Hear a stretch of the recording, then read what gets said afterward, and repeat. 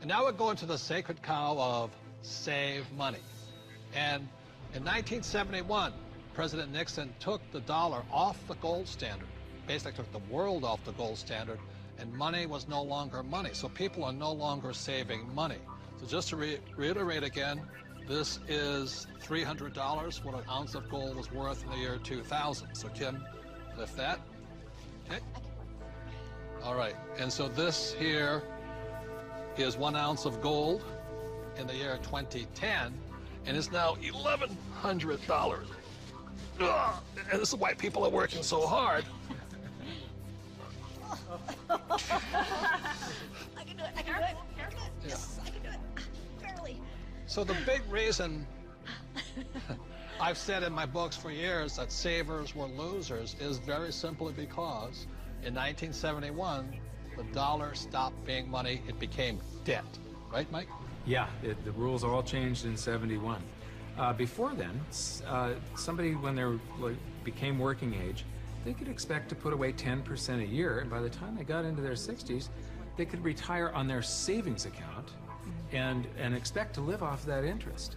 And in '71, everything changed, and they started creating currency on a massive scale. Worldwide. Ever since then, worldwide.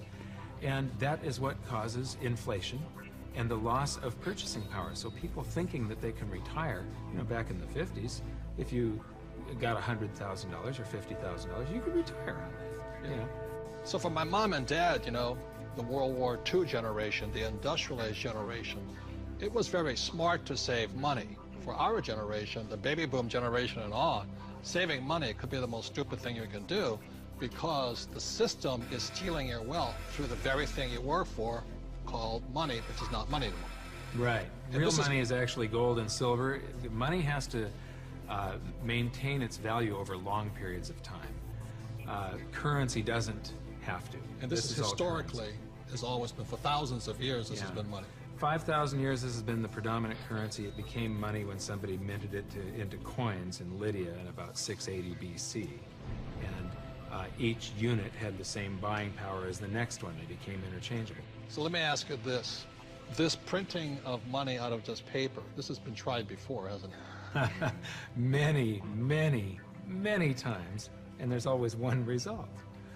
You get far, far higher prices of everything, but especially real money. When they start creating a whole lot of currency, eventually gold and silver lie in wait.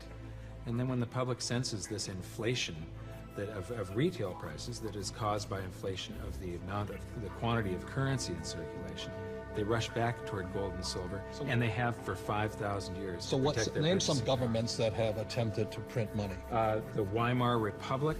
I don't know Germany. What I just did with that $100 trillion bill. He's got a Zimbabwe. The Zimbabwe, yeah. Look at this one. This is the most recent, a $100 trillion note.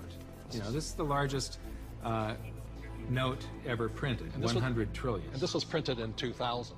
Yeah, but when Zimbabwe was created as a country, when it went from Rhodesia to Zimbabwe, they were, the Zimbabwean dollar was on parity with the US dollar. One US dollar was the same as a Zimbabwe dollar. This doesn't buy anything today. It doesn't buy a cup of coffee. Doesn't even buy a cup of coffee? No. In fact, they have ruined it by putting ink on it. You can't write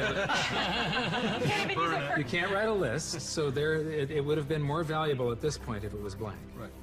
See, the Greeks did the same thing when they started clipping coins. They just take the silver off of it. The Romans tried it, the English tried it, the Germans tried it, the Chinese tried it, and now the US is trying it. Yep. And so that's why saving money is probably the biggest mistake you could make right now, because today money is no longer money. It's now debt. I can vouch for that because my leg is now numb.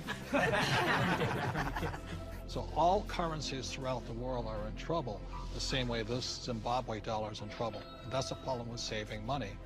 After 1971, it was no longer money. More than 70% of all the currency on the planet is US dollars. If the US dollar goes, the world goes with it. I'm preparing by getting fully diversified. I buy both gold and silver.